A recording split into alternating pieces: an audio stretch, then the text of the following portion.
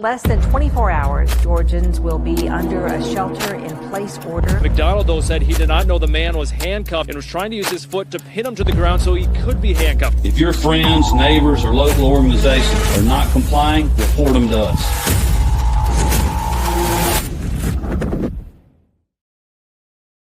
Howdy, everybody. Welcome to the Free Georgia podcast. My name is Jake Green, joined by my new co-host, Cat Hartley. Cat, it's good to see you today. It's snowing here in Montana. I woke up and there was snow on the ground. I was not expecting it. So it's a beautiful day outside. It's practically spring here, so that's crazy. Yeah, that's fair. I got sunburned. Can you tell? Actually, I can tell a little. Volleyball. Yeah, you look a little red. You just look a little darker. Volleyball yesterday. I wasn't expecting it to get sunny because I kind of thought it was still winter. But yeah, no, it got pretty hot. I mean, it is March, so it should still be winter, but I guess it's not so in Georgia. This is why I love being up here. I just like the cold, so this is great. Let's see. Before we get started, we got a great guest today, but before we get to him, head on over to lpgeorgia.com. We have a whole bunch of resources over there for you to learn about what the Libertarian Party is doing around the state of Georgia to spread freedom and liberty. We've got a whole bunch of candidates running for office this year. You can go check out a whole series of interviews that me and Kat have done with all those candidates. And just a lot of resources on there. So go check it out, lpgeorgia.com. Anything else I was missing with that, Kat? Okay, sweet. Our guest today, we've had him on before. He's been to a bunch of LP Georgia conventions. He's an investigative journalist. He runs a whole bunch of different organizations and helps folks achieve freedom and liberty in Mexico and here in the U.S. So please welcome to the stage, Mr. Derrick Broze. All right, Derrick Broze, welcome back to the Free Georgia podcast. How you doing today? I'm doing great, guys. Thanks for having me back on. Heck yeah. I think the last time we spoke on the show was like 2 years ago or so. I think it was after one of the LP Georgia conventions. Have you been back to a LP Georgia convention in the last couple of years? I have not. I'm actually in about a month. I'm going to the been to the Georgia one. Okay, nice. What's been? I mean, it's been 2 years since we talked to you, so I'm sure you've done a ton. What are some of the highlights the past couple of years that you can think of in your job and stuff? Yeah, I mean, like you said, I've been busy doing a few different things. I'll share a couple. I actually, at the end of 2025, I just released 2 new books. One is the book version of my 17-part documentary series, which is called The Pyramid of Power, which actually just the final episode just released this past week. So the documentary is completely out after 6 years of working on that, 17 episodes, 12 hours plus the content. And then the book version, we turned all the scripts into a book and kind of added a little bit more information. So we just released that at the end of 2025. And then I also, I don't have it in front of me, but I also just released same thing at the end of 2025, my memoir, which was a book I've known I was going to write for a while. It's basically about my story of getting addicted to drugs and dealing with depression and suicide and going to prison at 20 years old. And basically it's kind of like prequel to everything people know me for as far as activism, journalism, etc. It's, what my life was like before and how I kind of woke up and that way and then found myself into the path I'm doing now. So that was kind of a cool story to write. I mean, it's definitely a dark story. It's all the, warts and all of everything. I don't sugarcoat anything about some of the things I went through when I was younger or some of the things I did myself. And it sort of ends with like me discovering Ron Paul and starting to get into activism and everything. So it's not about what I do as a journalist. It's really like the story beforehand. And that's been cool because I've been doing more interviews recently with, typically when I'm getting invited to do interviews like this on all kinds of channels of all sizes, it's about journalism. It's about something I'm reporting on or, a documentary or something. But it's been cool because a lot of those same people have been interested to hear about the memoir. And it's important to me because I think really in the broader liberty, freedom community, things like addiction, whether it's drug addiction, alcohol addiction, porn addiction, et cetera, are more prominent than people might want to admit or realize. We kind of think of like that's sort of a mainstream thing in our communities. We've figured things out. We're on the path to liberty, but I think it's still back there in the background. And every time I've shared this story, just even briefly over the last decade that I've been doing public speaking, when I would mention, I went to prison at a young age and I've turned my life around, I'd always have somebody come up to me, a mom, a father, a sister, brother, etc., and say, my son is currently dealing with this, or I went through this and this is how I overcame it, or I've never experienced drug addiction, but this relates to my story in this way. So I knew that sharing this was going to be important for me. And it's also kind of going to become a, not quite sure in which way, but in this coming years, it's dealing with drug addiction and talking about building really parallel systems in this way is going to become more important to me as well. I mean, I come from a family of drug addicts. My dad died of a drug overdose in 2018, as well as other close friends of mine.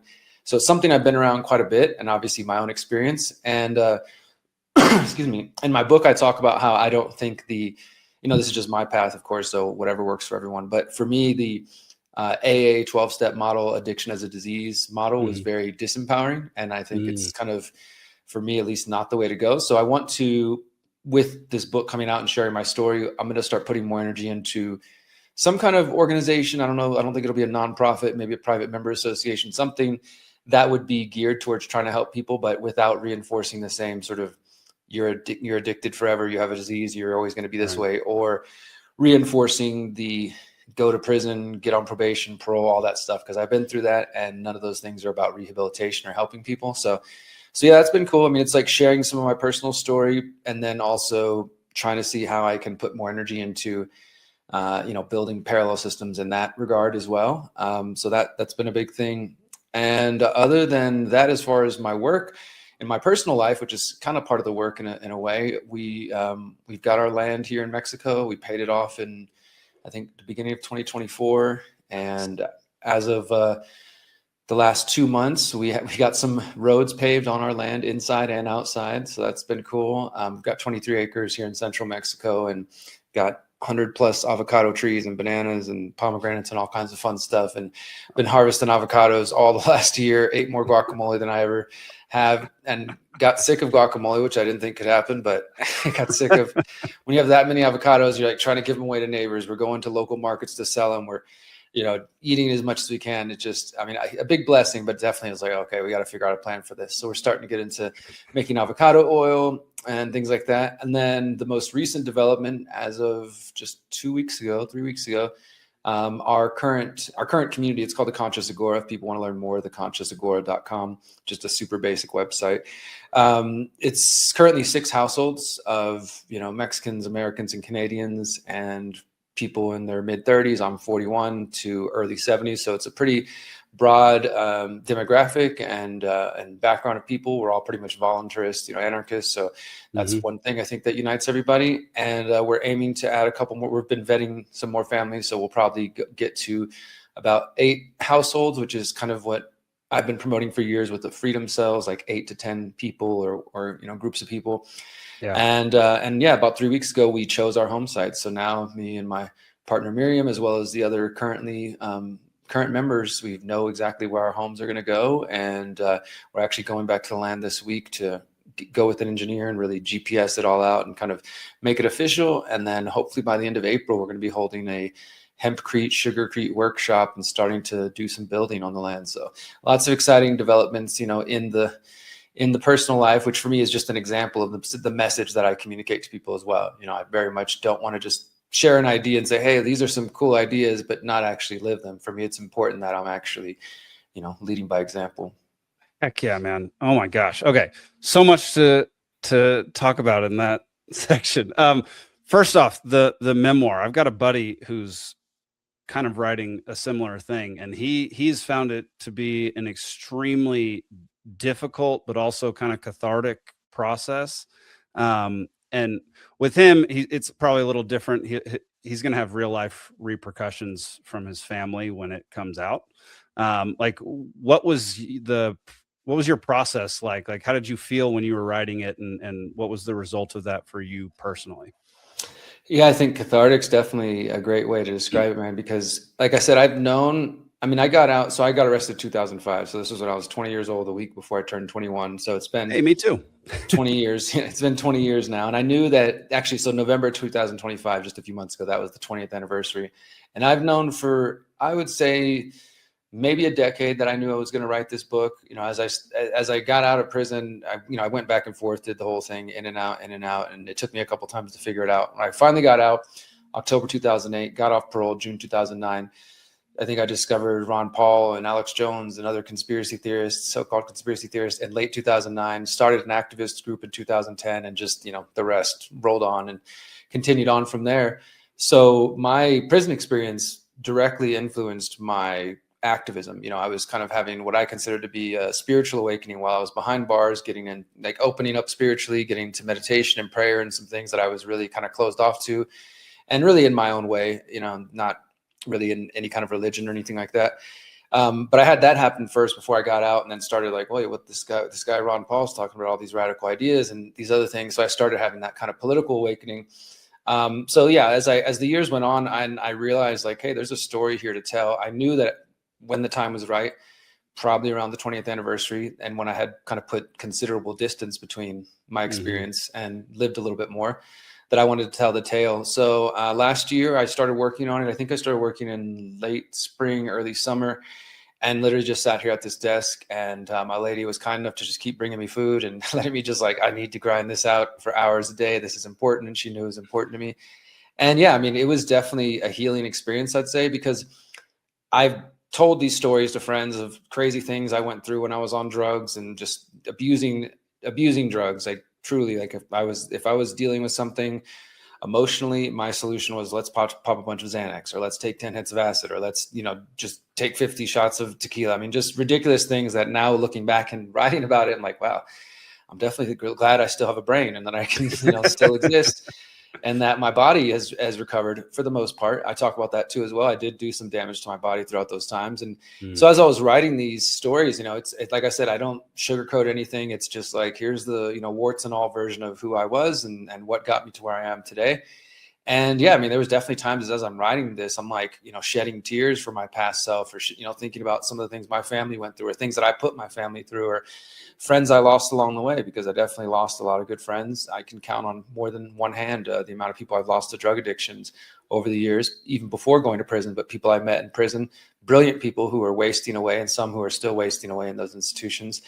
So yeah, I mean, sitting down and really just getting in like, okay, what is my story? What do I want to share? And even kind of second guessing, like, all right, I'm going to put this out there. It's the truth. I don't want to hide from it. And I think that was part of my healing experience. Like I said, I don't really ascribe to the AA 12-step model, but that doesn't mean there's nothing good there. I do think that when possible, making amends with people you've wronged, being able to forgive other people, forgiving yourself, I think there's good things there, right? So that was part of my experience. And I've done that work over the years. Anybody who still wants anything to do with me communicates with me still these days. Friends that I knew back then who knew I was writing this, because I did reach out to old friends and say, hey, I'm writing this book and you're in it. I changed your name, of course. I changed some details. And there was a few people who were like, I'm not just a character in your book. People who were from my past, who were maybe still had feelings about things that ways I acted in the past. Because I was a womanizer. I was cheating. I was using drugs and just not being kind to myself or to other people. So there's definitely people from that period of my life who have a different perspective of who I am. And maybe that's all they know. They don't know me today. So yeah, there was a lot of healing for sure to write the book, to put it into, this format. And then I worked with a really great editor who's worked with James Corbett and others to make sure that my stories were understood well and communicated well. And it's also, I think that there's a few different layers to it too, because besides my personal story, there's also sections talking about the criminal justice system, talking about my experience with dealing with racism within the prison system. And I'm, a mixed person. I have like Native on both sides of my family. I've got Czech in my family, a little bit of German. Mm-hmm. And I definitely had experiences of people come over to me like, hey, you can't be talking to that group of people over there because you're with us. And I'm like, I'm just here to do my time. I'm not going to play those kind of games. And really just learning about the ins and outs of the criminal justice system. I think that honestly made me a better activist once I got out and helped me understand it in ways that some people don't have experience to. And in fact, when I first got out and when I was now a felon. I technically still am a felon according to the state of Texas. I was going to the library all the time, just applying for jobs, trying to see who would actually hire me as a felon. And eventually at the library, I decided like, maybe I should check out some of these books. And the first book that I read when I got out of prison, and the first book that I ever voluntarily took notes on, not assigned because of school or something like that, was called Cannabis: A History. And it's a really cool book in terms of looking at cannabis from a sociological, perspective, from a legal perspective, from, just all these different angles. And it's not glorifying weed or drugs, and it's not demonizing like reefer madness kind of thing. It's just a pure, like, objective look at like, here's this plant, here's the way it impacted society, here's the laws that changed around it. And I learned about things like the Harrison Act of 1914, the first drug law in the United States, and how those drug laws were really based around like partially the oil industry trying to push out hemp, and in other areas like racism towards Black jazz musicians or Chinese migrant workers, where they're saying that the Mexican migrant workers, Chinese migrant workers are smoking weed and they're coming to steal the white women. There was a lot of propaganda about this stuff. And this was just a perspective that I had never heard of. I'm like, this isn't what I was taught in high school or the little bit of college I took or anything like that. And reading that book and taking notes and really kind of, questioning the drug war that I had just, been through as getting arrested for drugs. That was really the first thing that led me to like, okay, well, what else have I been lied to about? And like I said, shortly after that, finding Ron Paul, finding a bunch of other documentaries and books and stuff like that. But it was really my direct experience with the drug war and then getting out and questioning it that led me to do the things I'm doing today. Yeah, it's wild, man, how some of your darkest experiences and the worst times in your life can actually lead you down a path to be successful. Like that happens to so many people. And I really appreciate the fact that you decided to reflect on it, 20 years later and write an entire book about it. 'Cause that's going to help folks, man. Like that's a phenomenal way to go about it rather than trying to ignore the past and not own it. So I appreciate what you're doing with that. Let me just mention real quick, if people want to find the book, if you're curious to learn more, you can find it at amanofmyword.com. The book is called A Man of My Word: How I Overcame Addiction, Depression, and Mental and Physical Prisons. And yeah, just to your point, I've been really honored and grateful for the reviews and the comments I've gotten. And it's only been out for 2-3 months here now. And the people who've told me like it's already helping them, or they sent it to somebody they know who's struggling. And I kind of have a bigger plan I'm working on with some friends to print probably 1,000 copies and get it in as sort of institutions as possible, like rehab centers or prisons, et cetera, wherever I can, where people who are going through these things and might, have the time on their hands to read a book, but also to see like, hey, there is a way through, whatever you're facing. Yeah. Is that your mugshot on the cover? That is me when I was 20 years old, the week before I turned 21. That is one of my mugshots. Yeah. I figured it was perfect to put. I was a little punk. You can see a little bit of guy liner there and spiked hair. Back in 2005. That's a handsome 20-year-old though, man. I looked like a freak when I was that young. Yeah, I mean, it's interesting looking at that, and it's funny because when I showed my mom the book and she knew I was working on it, and I was like, Mom, look, here's the story, and she hasn't read it yet or anything, but she's obviously in it. Yeah, and she just like, I remember that boy. I remember like how, and I look at it, I'm like, damn, I was fucking lost. I thought I'd life, Yeah. And remembering like getting arrested. It's funny because when you're 20 years old, 18, 20, in that kind of young adult, I don't like, referring to people that age as a kid, but I understand how now when you get older, you're like, okay, you're still a kid. And I always hated that, you hate being told by people a little bit older and you're like, oh, you're still a kid. That's so annoying. Right. But I can say for myself, looking back and seeing my 20-year-old self, I thought I'd do something about the world. And then getting locked up and going through all those experiences, like, wow, I don't know shit. It took me to go through some stuff to really, I think, start to learn some deeper life lessons. Unfortunately, I didn't figure it out before that. Yeah, I'd be so intrigued if I could go find my old mugshot. Because I think I was 19 when I got arrested, and that was a pretty big wake up call for me. Yeah, I guarantee you that mugshot is terrible, just terrible. Well, man, you've been doing, you do a ton. Like you're a man of many talents, and you do a whole bunch of stuff and set up a whole bunch of different like the Freedom Cell Network and the conscious resistance and all these things that you do. And I've taken notes with a bunch of your stuff, and my wife and I are building a compound up here in Montana with about 5 other families, and we're at the beginning stages of that. So can you talk just thank you. Can you talk just a little bit real quick, just for folks who don't know, just about the Freedom Cell Network and what you're doing with that? Yeah, sure. So it's crazy. It's actually been 10 years since I started promoting and talking about freedom cells. So there's a website for people who are curious and want to learn more, freedomcells.org. I'm going to kind of talk about the concept more as an idea. The website is there and it serves a purpose, but before we even had a website, the idea existed. And in 2015, I was, I'm originally from Texas, from Houston, Texas, and I went to Austin a couple hours away to go hear my friend John Bush. He was giving a talk at that time, talking about this idea he was calling the Central Texas Mutual Aid Society. It was before he even came up with the name of Freedom Cells, and it was just basically talking about like, at that time, you got to think of a couple of years after Ron Paul's second presidential run, many of us became anarchist, or at least voluntarist, or at least very, very skeptical of politics and whether or not that's going to lead to real change. And so people are pursuing alternative solutions. And John and I were very much big fans of agorism and building parallel systems and counter economies and these kind of things. And so he starts thinking of like, well, how do we organize? How do we organize ourselves on the local level to build, support and independence and freedom in our communities, not just, thinking sort of nationally, but locally, where we can often have the most impact. And so he started researching and looking into mutual aid societies. This has been a concept that's been around forever. I mean, it's been a part of religious groups, it's been a part of anarchist groups, just this idea that we should take care of ourselves, whether that means feeding each other, helping each other, supporting neighbors if their house burns down, or if they have a weather emergency, whatever it means. It's just mutual aid, coming together to support each other.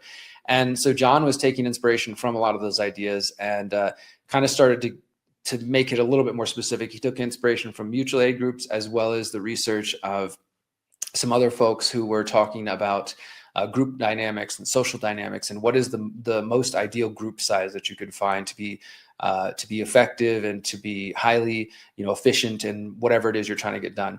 And there's a lot of interesting research out there, but he came across some research that was essentially saying that a group size of 8 to 10 seems to be ideal, that anything lower than that might be too little to get things done, and anything more than that might end up becoming too chaotic. And so he really zeroed in on that and started talking about, well, what if we had these mutual aid groups? We started organizing in groups of 8 to 10 on the local level. And that eventually he started calling Freedom Cells, which in a way was sort of an FU to the government propaganda about terror cells being everywhere. This is post 9/11, of course, and saying that domestic terrorism and all this stuff. And he's like, okay, well, if they're talking about terror cells, well, we're going to be freedom cells. We're going to be groups of, talking about freedom. Some people don't like that name and they're like, cells, that feels like I'm in jail. The name is ultimately irrelevant. People have called them circles, hubs, hives, pods, whatever you want. The key idea, though, is that in your local community, you find 8 to 10 other people who have similar values, and you start setting goals and you start getting things done. I mean, that's really what it comes down to. And so when I heard John talk about this in 2015, and then the name Freedom Cells in 2016, he was starting to have his first kids. And so he kind of got really busy with that. I just took a lot of inspiration, took it back to Houston, started building one of the first Freedom Cells out there. And we started doing things like, okay, let's make sure all of our group members have some form of encrypted communication. Let's start creating an emergency bag or a bug out bag, if you will. Let's go spend some time learning how to grow some of our own food. Like, we just started coming up with goals that each of us were interested in, and then taking steps to learn more about those things and to accomplish things. And I just started kind of documenting the process and putting out videos like, here's Freedom Cells applied to community gardening. Here's Freedom Cells applied to self-defense. Here's freedom, and just throwing out a bunch of ideas and starting to write essays about it and talk about it and do some interviews on different podcasts. And so it's been 10 years that I've been promoting it. And then we had a website, the first version, early 2018, 2019. And then the current version we launched in late 2019. And then, of course, the gift that never stops giving, COVID-19 came around, and we saw the website go from about 1,000 people on it to 40,000 people. And this is largely because, humans, we don't tend to act until we feel threatened. And whenever COVID lockdowns and all this stuff started happening, a lot of people are like, oh crap, maybe community is important. Maybe I do need to know people in my own backyard. Maybe I should get plugged in. And so we just saw this rapid expansion of website signups and email signups. Our email list grew really quickly, and this allowed us to start like communicating and say, okay, guys, now you've joined, use the website. And again, the main purpose of the website is just to find other people. So if people go to freedomcells.org, like if you already are plugged in with people locally, you probably don't have much of a use for the website. But if you're somebody who's like, this sounds great, I don't know anybody in my community, so I don't know where to start, then you would go to the website, you would sign up for free, you put a profile and say, okay, these are the skills I have, these are the interests I have. You add yourself to the map, don't put your home address, but put like the general area you're in. And then you can search the maps and say, show me all the groups that exist within 10 miles of me. Show me all the people that exist within, 15 miles. And then you can check out the profiles, you can check out the groups. Look, they're having a meetup. I'm going to go there and meet people. Cool. Then leave the website behind. The whole point was never to make the website be any kind of social network or anything like that. It was just a way. It was really just a means to an end to get people to connect in person. And I think some people miss that memo, and they just think like, okay, digital is what it's all about. The digital thing, the website is just the means to get you to find people in your own backyard. So then you can start organizing, then you can start meeting. And then because it's a decentralized concept, I and John have put out a lot of ideas on here's some steps and things Freedom Cells could do, but ultimately each group, each cell, pod, et cetera, is going to be different based on your local environment, your local needs, your concerns, your goals, et cetera. And so the idea was that we can be inspired by each other. We can take information and knowledge from each other, but ultimately each group will be different. And what was really cool is that, it went from being a concept in John's brain to one in mine to something that I practiced to then seeing during COVID and even before and after COVID, seeing people really use it and actually start applying this thing. And the website did serve a purpose. I still meet people to this day who are like during COVID lockdowns, I met people through the Freedom Cell website. We started having underground meetings in somebody's backyard and meeting illegally and at coffee shops or whatever because of lockdowns. And through that, people bought land together. Some people started relationships. Some people started growing food together. Some people started, learning self-defense tactics or whatever it was that they were into. At the very least, it allowed people to realize that they were not alone. And I think that itself is an important thing, especially when governments are trying to make you feel like you're very alone and isolated. So yeah, that's kind of where things have been. And the website still exists. We recently did partner with this team from Cordal, which is they're trying to build basically a decentralized internet, and they're working on an app for us on their platform as well, which will be a little bit more private, a little bit more decentralized. And so we're still, the idea is still out there, still pumping it. Like I said, the website exists, it's there. It teaches you if you want to learn about like the principles and the values and all that stuff. But even if you don't like Freedom Cells as a name or as an idea or whatever, people can take the idea. Like I said, mutual aid groups have been around forever. Just get connected. What matters is finding people in your own backyard, because in my view, too many people in the broader freedom, liberty community spend too much of our energy, and I'm guilty of this sometimes as well, focusing on what's going on nationally, internationally. Not to say those things don't matter, of course, those do impact us eventually, but we can have so much more of an impact in our own backyard, in our own communities, in our churches, in our neighborhood groups, in our HOAs, whatever you have. And I'm not even speaking politically, but if you are thinking politically, then again, I would focus as local as possible. But just getting to know the other people in your area who give a crap about what's going on in the world. And then beyond that, because I always tell people like Freedom Cells is not just another activist group. Freedom Cells is intended to, like, if you're in a bunch of activists, find the people who are serious in those groups and build a freedom cell with them, because not everybody does want to take action. Some people just want to get together once a month and have a social club and complain about how bad the world is and talk about their favorite conspiracy theories. And that has a place, right? I get it. I've been around, you get around people who feel like they can't be themselves. When they get together, just want to talk for hours and hours and hours and have a good time. There's nothing wrong with that. And we would do that. In fact, with our Freedom Cells meeting, we would make it clear, like, hey, for the first 2 hours, it's going to be all business. We're going to talk about what our goals are, what our plans are, what events we have coming up. And at the end, there will be time for socializing. And if you start with the socializing first, people never shut up. So you got to do that.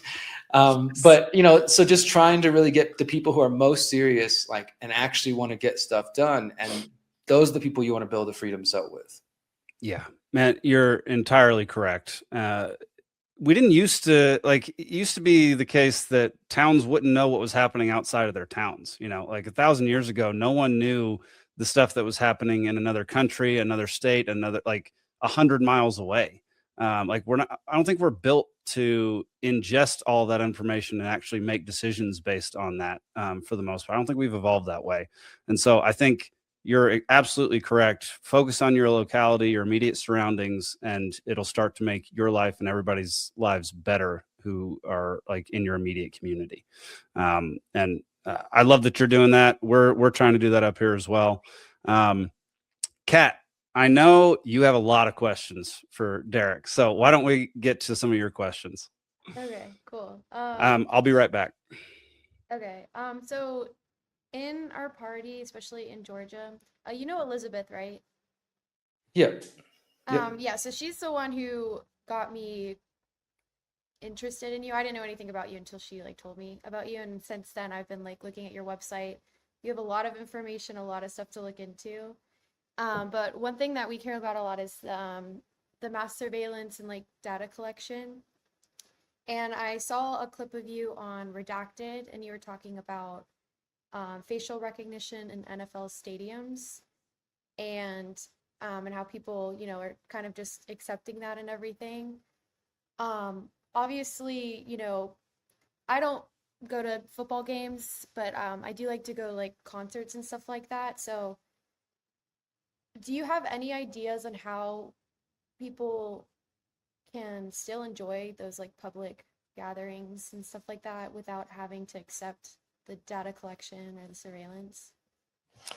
It's a great question. And, you know, it's a tough one because, well, so let me give you another example that's similar to this. During COVID, we saw a lot of artists who were, once, you know, things started to open up, artists started to go on tours again, right, and play shows. And many of those shows, as you probably know, required like proof of vaccination, right? And I have friends, I'm a musician myself, actually, and I'm going on tour next month. And the guy that I'm going on tour with. So much. That is insane. I don't know the how guy you that have time for all that. I don't sleep. No, I'm just playing. No, I get good sleep. I always have asked people ask me, do you ever sleep? I do sleep. I sleep very well. And that's how I get stuff done. But the guy that I'm going on tour with, he's an international touring artist. So he tours like for a living. This is what he's been doing for 20 years. And I asked him about this when I was interviewing him, and just as we got to know each other, like, you know, what did you do during COVID? And, you know, he basically kind of told me, he's like, the tours that were open to us, they wouldn't require him to be vaccinated, but they were asking all the attendees to be vaccinated. And I asked him, I said, would you ever turn down a show and like kind of take a stand and say, hey, I'm not going to book with you unless you let you forego that requirement, because I don't want to make my fans have to deal with that. And he said, you know, he would be open to it. He said that it's like, it creates a problem with him. Well, then the promoters might say, well, we're not going to book you. But I think that's really the kind of thing that artists need to do. And the same thing applies with facial recognition or with these sort of invasive surveillance measures, because like, especially if you're talking about, let's say Taylor Swift or some huge mainstream artist, well, they're dealing with Live Nation. They're dealing with all these big corporations where they probably couldn't care if a few people say, hey, I'm not coming because of facial recognition, right? Because the masses are still going to come. They're going to just go along to get along. But if you had artists who are willing to say, I'm not going to book shows at stadiums or, you know, venues that require my fans to be vaccinated or to do facial recognition, if the artists started to take a stand and then the promoters were afraid they were going to lose money, then the venues might, you know, actually stand up. And you know, that we're seeing some of these kind of things with artists being willing to stand up. Like recently, there's been a bunch of artists saying like they're going to leave Spotify because they don't like that the Spotify CEO is invested in AI military drones that are being used in Gaza. But the amount of artists who've left are probably less than 5% of the, you know, artists using Spotify. And they're definitely not the Taylor Swifts who are making Spotify a lot of money, right? So I think just like with most things, you'd have to have a force within the market. You have to squeeze people where it hurts, which is their finances. And if you could get enough artists to say, or enough fans, like let's say it started with the other way, where the fans are saying, we're not going to shows, we're going to refuse to come to venues that are, you know, requiring facial recognition. And then if the artists started to feel that and they're like, wow, people are not coming to my shows and it's because of this protest they're doing, then the artist would start to say something to the promoters. The promoters would start to say something to the venues. But there's just a lot of hands involved in this. And most of these people, in my perspective, they don't really care. You know, they're probably just like, for lack of a better term, normies who just go along anyways, right? And like, oh, whatever, facial recognition, it's not a big deal. I scan my face all the time. So I do think that in order to kind of counteract that, we need mass movements of people who care about it. And unfortunately, I mean, it just seems like most people, and this has been this way since 9/11. I remember being in high school when 9/11 happened, like, it doesn't seem like people really care about privacy, and especially younger generations. Like my niece and nephews are in high school right now, and I think if I talk to them about privacy, they don't really understand it because they're growing up in a world where they don't really value privacy. They put everything on the internet, and they are growing up in the post 9/11 world where the idea of government not surveying you or people not scanning your face is kind of, that seems foreign, right? So I think that in order to counteract that, because I'm with you, I love going to concerts, I love going to shows, I love going to support people, and I love live music. But I think we also have to draw certain lines, and sometimes that might mean we can't go see our favorite artist if it's going to be at a big stadium where everybody's going to have their face scanned. And I've seen a lot of concerts and in venues, it's also like the NFL and other sports arenas. They're now also going cashless, or they're going, completely digital. So there's not even a physical ticket. So we see a lot of that movement in that direction. And this is something I talked about in my 2020 book, How to Opt Out of the Technocratic State, that one of the ways they're going to sell these kind of programs is through convenience. So they're going to tell everybody it's faster. Like, so for example, the airport, skip the line, just scan your face and you don't have to wait in line with everybody. They're going to push it through entertainment, which is what you're describing, through concerts, through sports, etc. And most people going to those things, they just want to see their favorite artist. They just want to see their favorite football team or whatever. So they don't care about scanning their face in the process.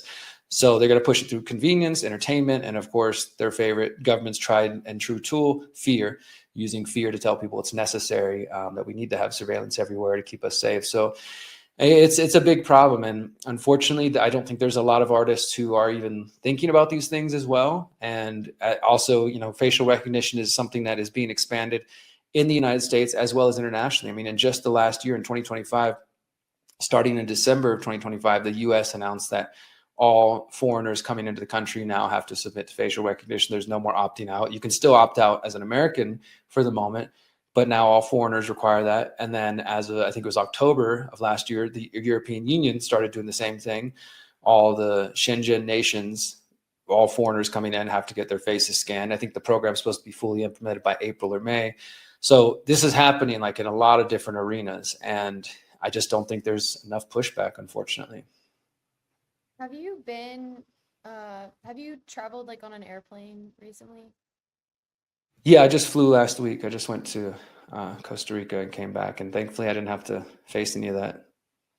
Oh, really? Okay, so I think the last time I went on a plane, I can't remember. It's been a long time. I don't really like flying, but I think they had us Neither do I. scan our faces. Was that like was it like a did little they actually- tablet in front of you? Yeah, and like, instead of, because usually you just hand your ID and then they, Yeah. just look at you. You and talking about scan like it. right before you get on the plane, like right as you're boarding? No, this was before going into security. So I think Okay. it was in place of them checking your actual ID. They just had you like look Was at this in something. Georgia? I think so. I can't remember. It's been Well- like, I think like before COVID. Or no. Okay, because no, they're definitely pre- been testing this out for years, and it's not, like I said, it's not mandatory in the US, so you could have said no to those things, but they either have no signs or the signs are about this big and they're after you've already been face scanned. And then by that point, of course, it's too late. But they're definitely been testing it. I know for sure at the Atlanta airport, Houston, most of the major cities, they've been testing it for like the last 5 years. And then they've been testing them in international terminals. And sometimes it's what you're describing. And other times it's like right before you're getting on the plane, when you show your ticket the final time, there'll be a tablet right there. And this is one of the ways that I think COVID was kind of a training ground, because think about how many people got used to just standing in front of the thing that's the temperature scanner, and it scans you. It's like red, oh, sorry, you can't come in, green, you're good. It's the same thing. And in fact, some of these airports, they still got the feet on the ground of stand, 3 feet apart or whatever, like that stuff never left. I really think it trained people to because I've seen it where people literally don't even think a second. They just step in front of it. Yeah. Okay, go. Whenever I'm, faced with that situation, I always kind of stand off to the side over here and I'm like, here's my passport, and just, don't even let them scan my face, because for the moment in the United States, as an American, you can still opt out. They won't do anything. I mean, I've had a couple of them say things like, there's cameras everywhere, right? I'm like, yeah, that's cool. But as long as I can say no to this, I'm going to say no. It's optional, right? And then all they have to do is literally scan your passport like normal. It's not like it's making them do anything extra. And then one other one I will mention for anybody who does travel internationally, when you come back into the US and you go through customs and you go see the border patrol agent or the customs agent, they'll usually take your passport, and they have this camera that kind of looks like goggles, and they'll ask you to just stare into it. That's optional too. And I didn't know that until maybe 2 years ago. And I started opting out of that because I do travel. Obviously I live here in Mexico. So whenever I come back and forth, if I'm flying, they'll make me go through customs. And I just, same thing. Like the guy's like, okay, go ahead, look into the camera. I'll say, no, thank you. And they're like, go look into the camera. I'm like, no, thank you. I'll opt out of that. Here's my passport. And again, sometimes they just, whatever, you just do it anyways.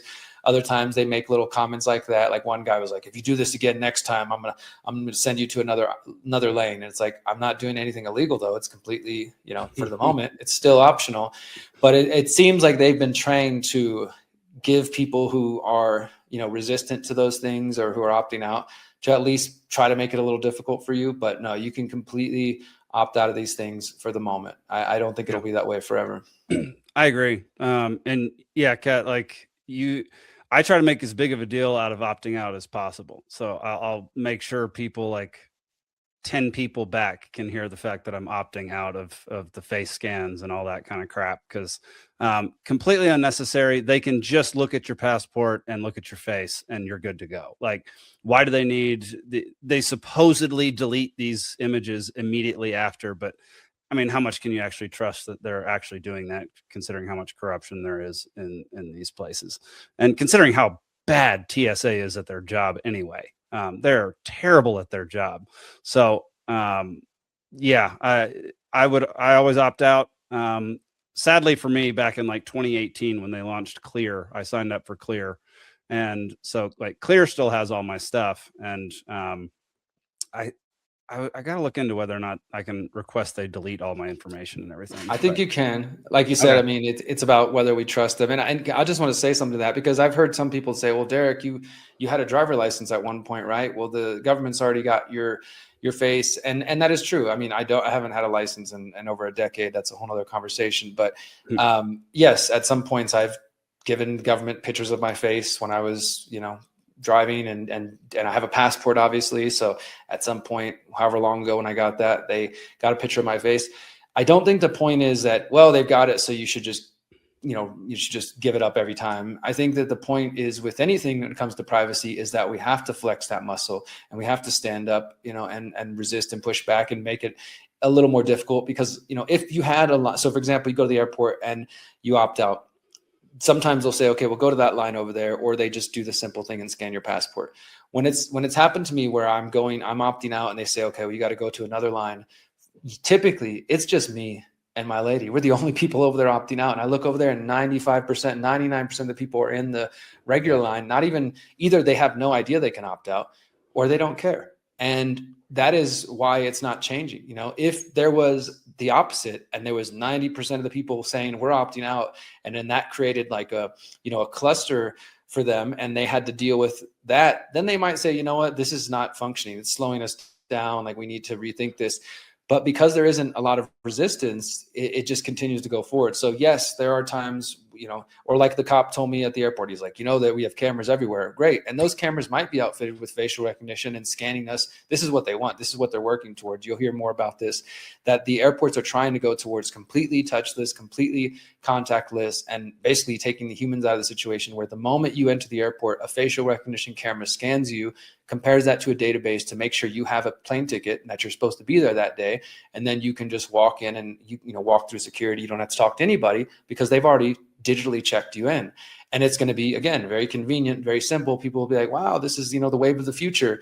But it's just another step towards eroding our privacy. And so to me, it's important to opt out. It's important to say no when and where we can, while we can, so that there's at least some pushback. Because like I said, the majority aren't pushing back, but the idea, the hope is that if we can, get more of these ideas to be commonplace, that there would be more resistance. And we have seen times where governments do back off programs when they realize that they're unpopular. It's not impossible to stop them. It will take a lot of effort, a lot of people, a lot of time, but I do think it's still possible.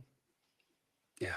Do you think that, so this is probably gonna be like a hard question for me to ask. So I'm kind of playing devil's advocate a little bit, because I feel like the whole data collection thing and surveillancing is kind of a little, not inevitable, but I feel like that is kind of going to be the future.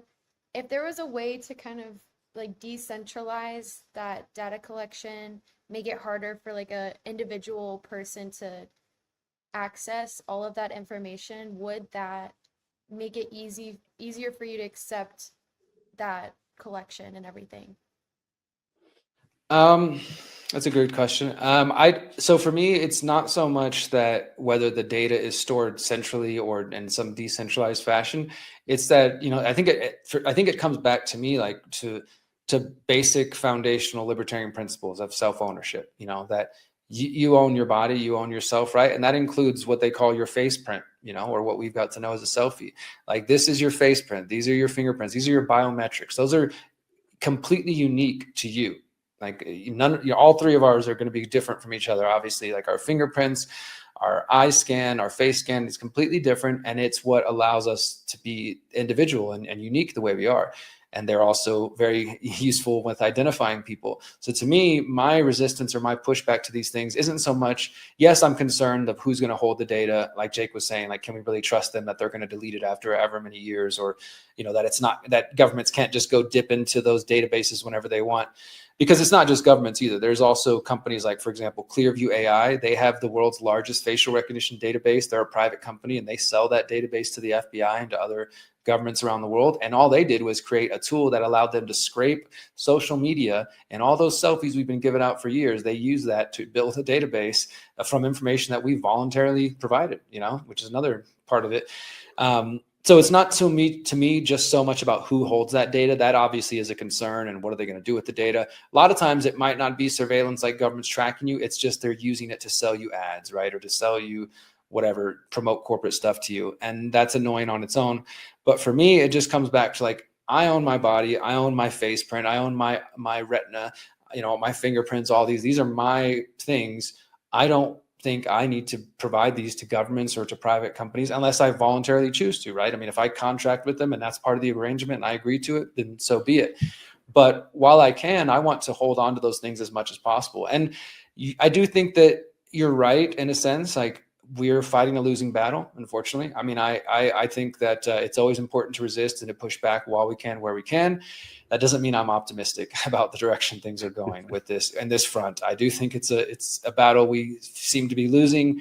Like I said, I mean, I've made many efforts over the years as an activist and as a journalist to try to, like, ignite some passion in people. Like, we got to stand up for our privacy rights, and it just feels like it feels like it's something from the past that people don't even think about anymore, right? And there's some occasionally, you'll hear about a data leak that happens somewhere, and then for a moment people are thinking about privacy again. But for the most part, I think it's something that is a relic of the past, and especially outside of the United States. So for just real quick example, one of my good buddies, he's from South Korea, and I was hanging out with him recently, and I was asking him about this because South Korea, Seoul specifically, is one of the first places that started doing facial recognition back in like 2016, 17, 18. And not just facial recognition, but this is the next step. And this is why I warn against it, because it's not just the fact that they're collecting your face. It's the way that it can and will be used against us in the future. So for example, in Seoul and other parts of South Korea, they have cameras everywhere, right? And if you jaywalk or you litter, this camera will scan your face and then immediately put you up on a digital billboard and try to shame you and say, so-and-so just jaywalked. So, this is an antisocial person. Like, this is literally a system that exists. And my buddy was telling me about it. I asked him, I said, is there any resistance there? And he said, most South Koreans think it's the best thing ever. Like, it keeps them safe. It keeps, society running clean and, whatever. And that sounds crazy to us, right? But that's already normal. That's already been going on for 10 years in Korea and other places in parts like China, elsewhere. That to me is the bigger concern. It's not so much like where we're at right now, but where it's headed, and where this will be used against us in the future, and how that leads to a loss of liberty. Yeah. I saw you on Jimmy Dore talking about the Technate. I had never heard about that before. Could you briefly talk about what that is? Yeah. So thank you for that question, because I think this is another big important topic. And again, I wrote the book, How to Opt Out of the Technocratic State, in 2020. People can download it for free at theconsciousresistance.com/how-to, or you can pick up a physical copy wherever you like. There's an audio book as well.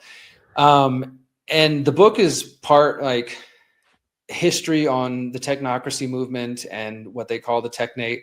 And it's also mostly focused on, okay, well, what can we do about it?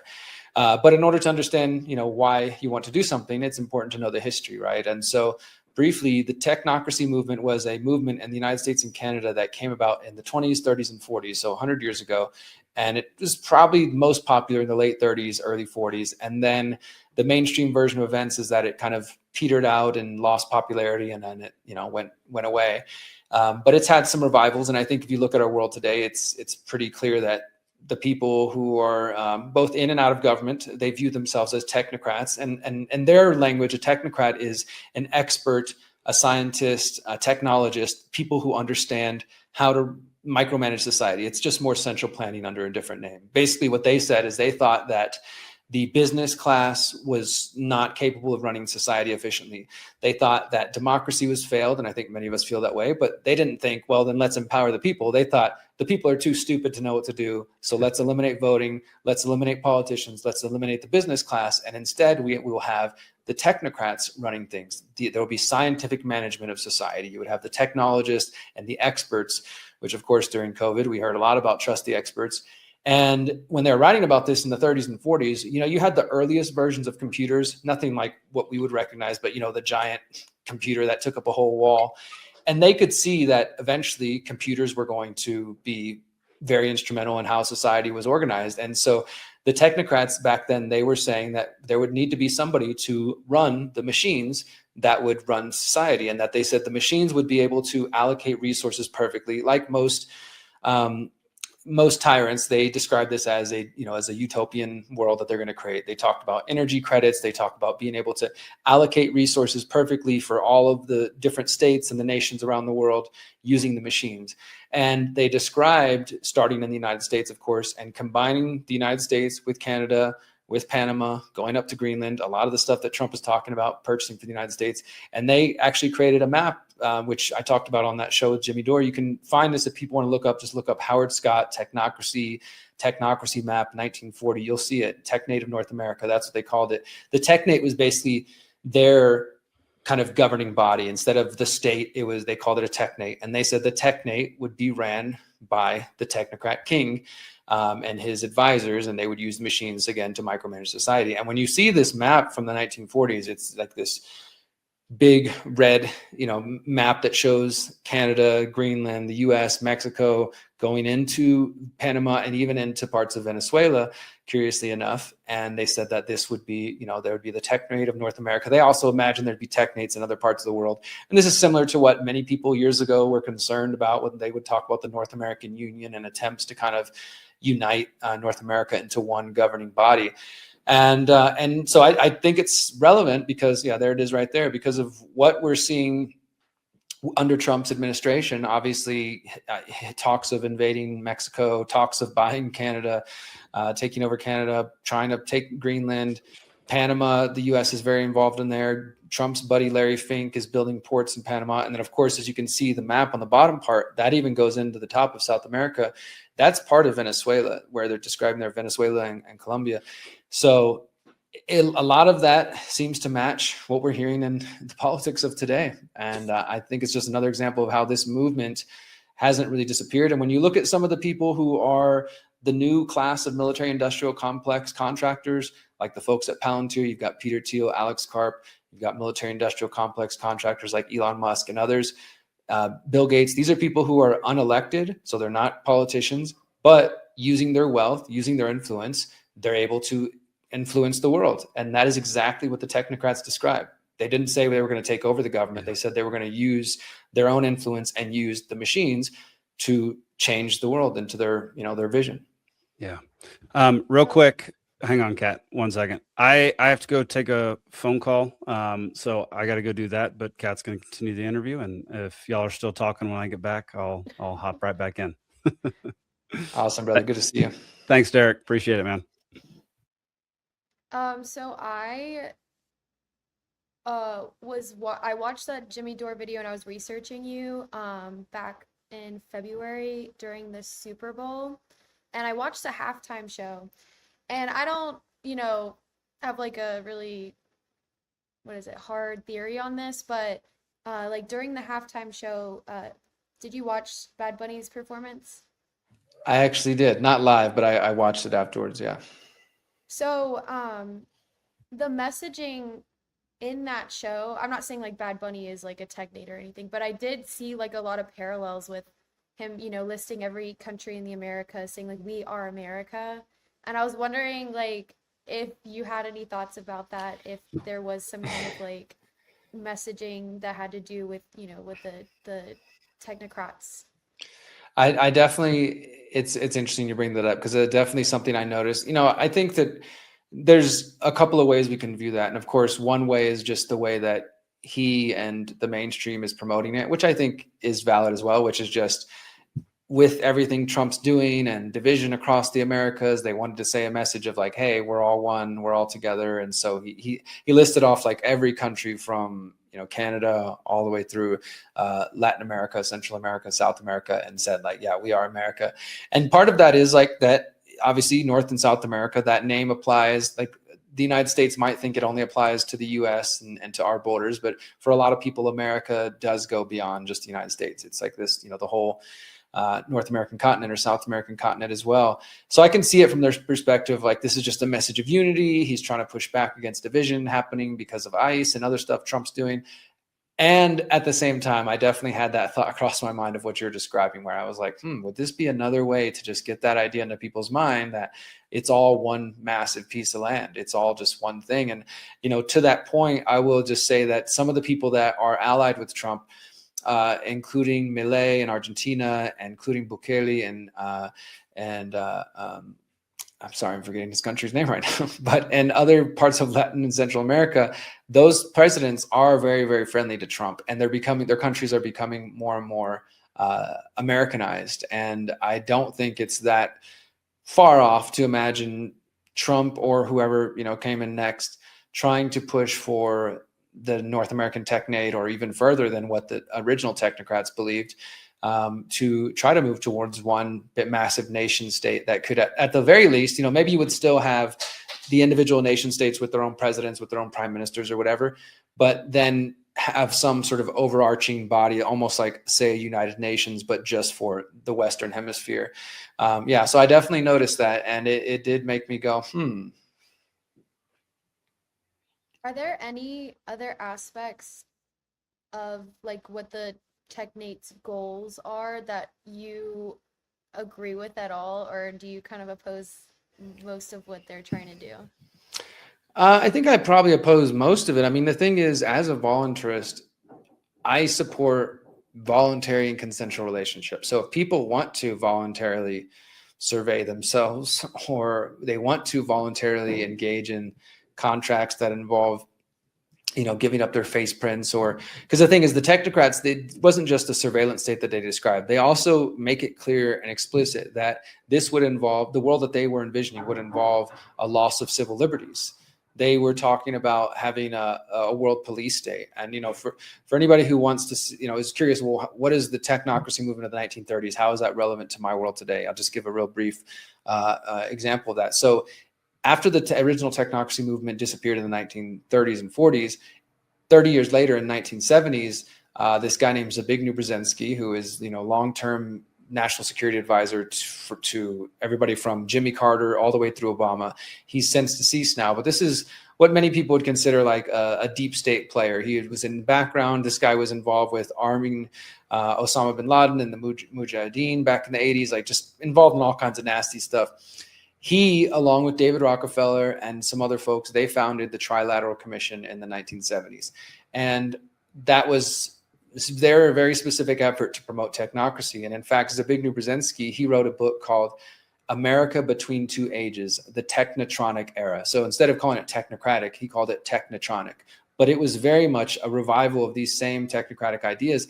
And in his book, if you read America Between Two Ages, or you just go and search through, you can find these sections where he talks about how in order to, to have this utopia they described, you would have to have a world police state, because as he admits, there will be some people that resist. There will be some people who don't want to give up their civil liberties in order for their utopia. There will be some people who don't want to be constantly surveyed and monitored.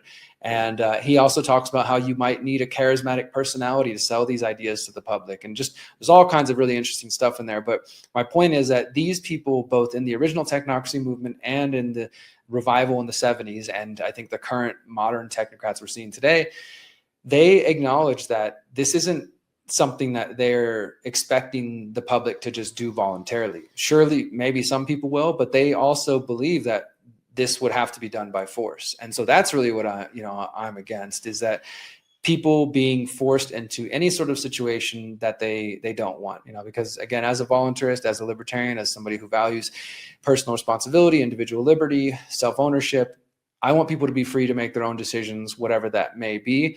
And I'm not going to be forced into anything that I don't want. And I think that's really the problem here, is that the world that they're describing, they say that it's going to be better for us.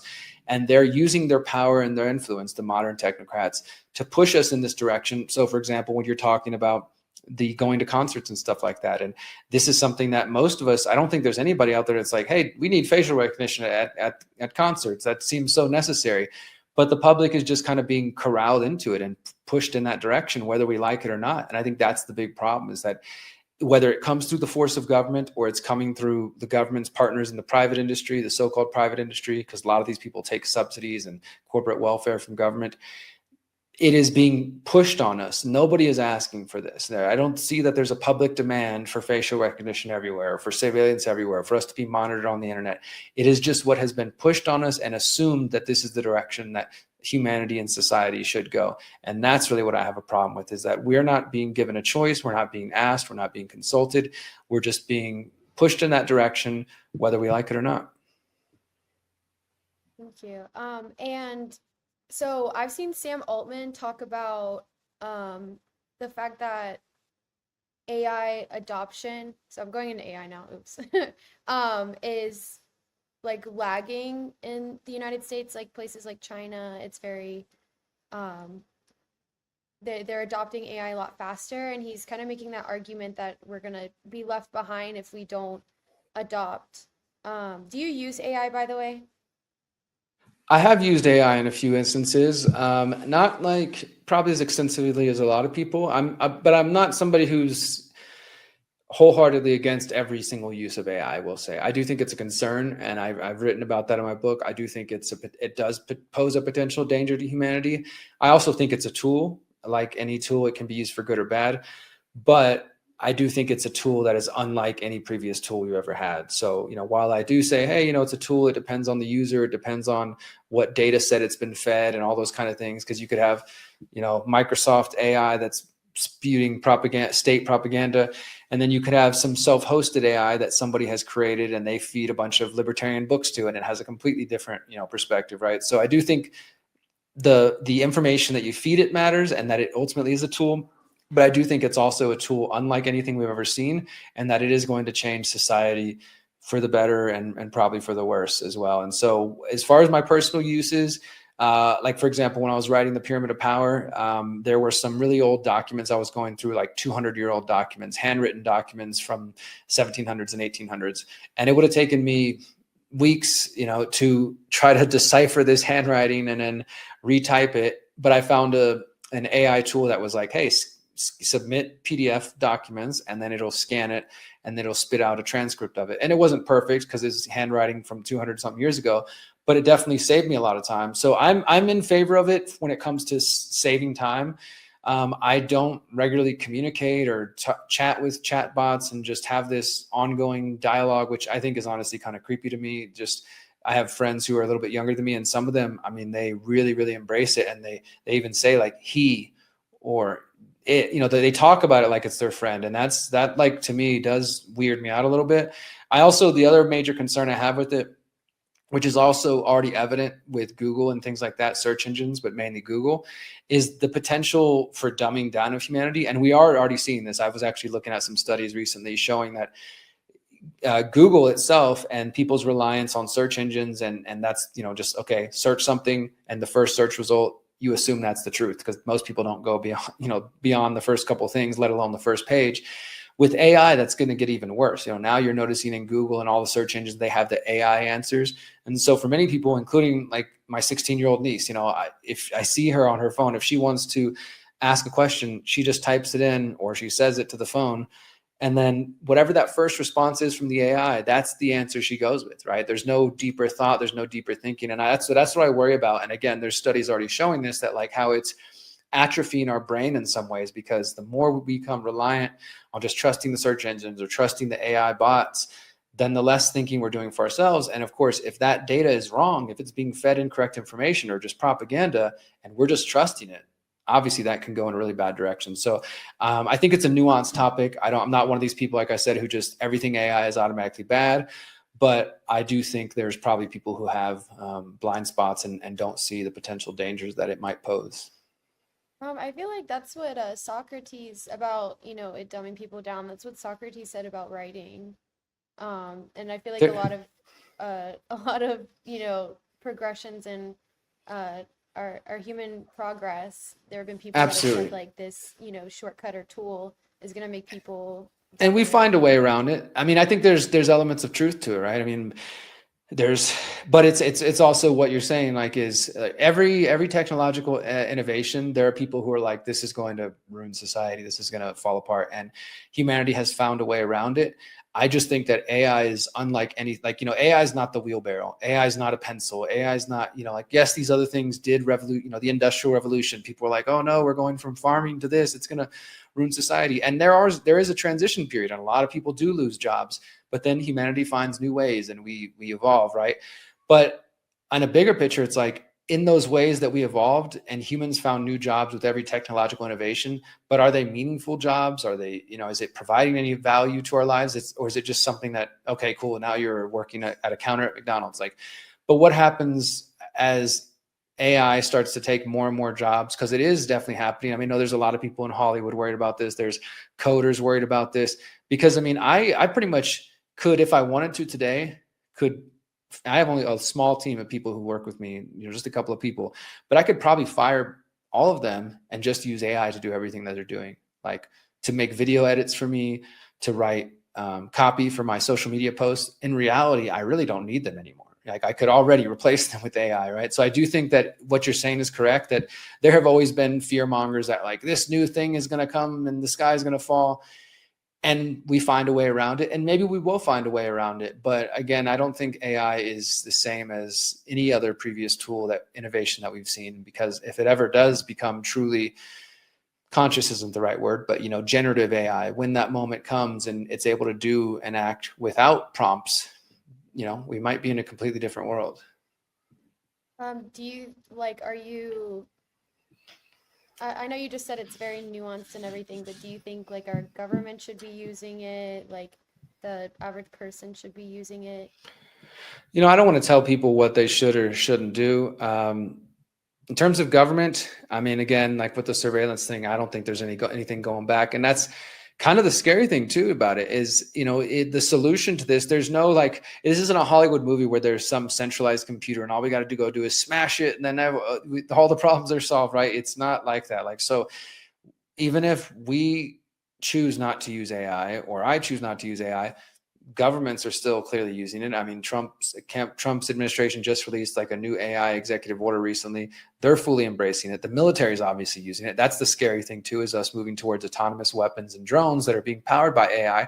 When we move from it being a human who decides, okay, drop the drone bomb, to just an AI doing some calculations and dropping it.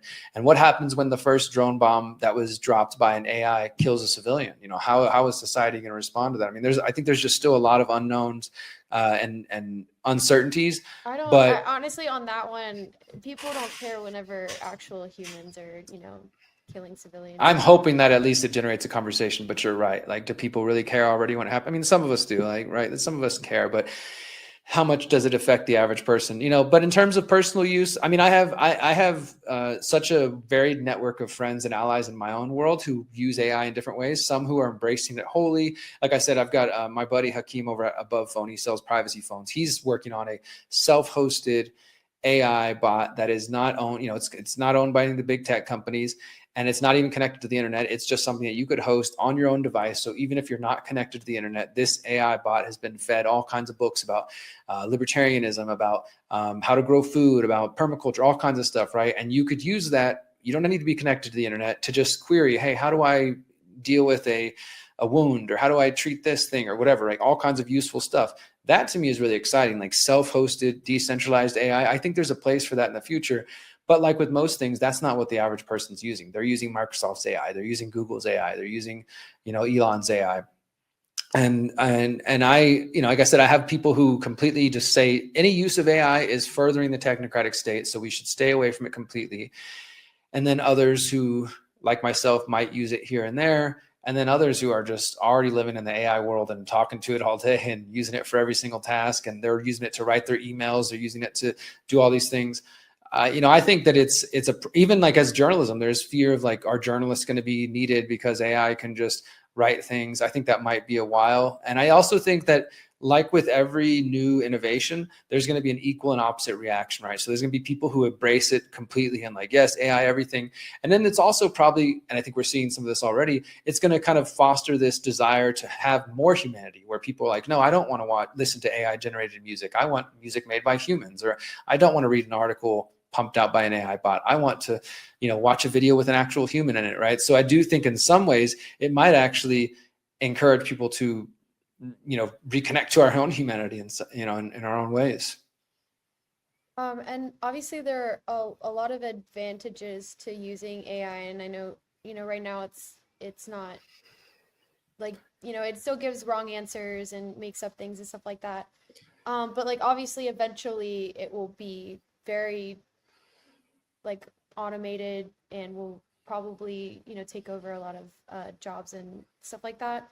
Not saying necessarily that's going to happen really quickly in America, but I know, like I was trying to say earlier, like China is like adopting AI very quickly. And the AI owners like Sam Altman are saying, we're going to be behind as a country because of it.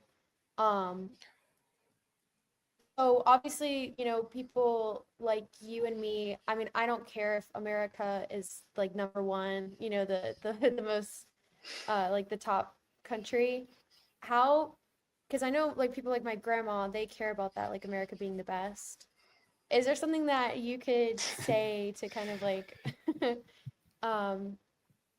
get people not to worry about like China overtaking us, or like Great Britain, or like or Russia or whatever? Yeah, so it's interesting you say your grandma. I think it probably is a generational thing. I don't know how old you are, but like I said, I'm 41. I just turned 41, and I think it is a generational thing as far as that like rah rah rah America kind of thing, that where older generations were definitely taught, and maybe there's people my age and your age who think this way too, but who really think like America needs to be number one at stuff. I completely think that's propaganda, that they're just spewing like this whole idea of like, if we don't, and it's also, it just feels like, this is what I was saying earlier, is like how much of this demand for AI or 5G and 6G, which is going to power AI, and this whole smart city and all the futuristic stuff that they're working on, how much of it is genuinely coming from us, the regular people? Like, I don't know many people who are like, I need my movies to download 10 times faster. I need to have robots everywhere. Like maybe some of us, want that sci-fi future. I don't think that most people are, but when you talk about it, like the race to 5G, the race to 6G, the race to AI, and we're losing that race, we're going to lose to our enemies, it's like a pretty, convenient form of propaganda to get people like, wow, okay, well, if China beats us first, then they're going to do all kinds of bad things, as if the US isn't going to do their own bad things with it, right? I do think it's just another sort of nationalistic propaganda to try to get people to embrace tools like AI as completely necessary. Again, like what you do individually is one thing, but to convince the nation that if we're not the first to get it, then the other bad people are going to do it. And China's doing the same thing for sure. They're telling their people like, well, if we don't do it first, the US will do it. And so it paints it as this inevitable thing that there's no option. We are going toward, like you said, at this point, it does feel inevitable, but why does it feel inevitable? Well, because we keep being told this is the direction, this is the future that we're going in, right? And so get on board with it or get left behind is kind of the message. And as an individual and as a nation, it's like, well, if all these other bad nations are going to do it and we don't do it, well, then they're going to have the tools and they're going to be able to do all kinds of scary military things. So we need to do it first, and we need to get there faster, better, et cetera, et cetera. And along the way, nobody's asking, well, what is it going to do to humanity? What is it going to do for our privacy? And then I do think there's also realistic environmental concerns just in terms of like the AI data centers, the data centers that are massive that need to be built to power the AI. Those data centers require massive amounts of water to cool the servers. And there's already fights being fought, including in Texas, where I'm originally from, where Elon and others are going into parts of Texas and, typically remote areas and starting to build these massive data centers. And people are resisting, local bodies are resisting, because they're saying they're going to drain our lakes, they're going to drain our rivers and stuff in order to cool these AI data centers. So there's a lot of concerns that are just kind of being ignored because we have to do it, because it's inevitable, because if we don't, China will do it first. And I just think whenever we see that sort of situation from government, we need to be very skeptical. We need to be asking questions and not just blindly accepting their narrative. Have you read Scott Horton's book Provoked? I'm familiar with it. I haven't read the whole thing though, but I'm actually going to be speaking at the Texas Libertarian Party convention next month with Scott, so I look forward to talking to him. Okay, cool. So I haven't read the whole book. It's big. I'm looking at it right now. It's like this big. I've read like the first. He has it. So it's about the fall of the Soviet Union and kind of the whole history up to the when Russia attacked Ukraine. And it's, like the history, what the United States has been doing and, what Russia's been doing since the fall of the Soviet Union. And he has it in like chronological order, sectioned off by president. And he talks in it about how after the Soviet Union fell, we didn't accept Russia like we still saw them as like an enemy, and instead of kind of like leaving them alone, we were kind of putting our foot on their neck to keep them down. And like hearing or reading about that and going back to our race with AI, do you think that there's probably like a security concern if we aren't as if we don't try to innovate with AI, if we don't try to like make progress and, accept that, race to the top, trying to be number one, do you think there is actually like a security concern that one of the other countries like China or Russia could kind of do what we kind of did to Russia and attempt to weaken us even more or like hurt us because we're not, Yeah, I mean, I think unfortunately there is some truth to that. I tend not to think in terms of, nations. It's just my own bias. Like, even, and this is not a criticism of you, but even, I think we all do it, even referring to these decisions as we, which is not my decision. It's the U.S. military, it's the U.S. government, but I try not to even think of myself as part of that. But obviously by living in the United States, I don't live there anymore, but my family does. And I go back regularly. What happens to the United States government and military affects my family, affects us, right? So I understand the concern. And I do think the unfortunate reality of the world that we're currently living in is that, yes, there are nations that like Russia, China, and others who, if they have the power, if they have the money and the resources, they're just going to try to expand their power. They're going to try to expand their surveillance. They're going to try to expand their influence. And that includes using tools like AI, using tools like surveillance. I mean, the intelligence networks of the United States, Israel, China, Russia, they're all constantly running games against each other and trying to get more insight and information into their politicians and seeing how they can use it against each other and using it, to grow their own economies and their own nations and their own militaries.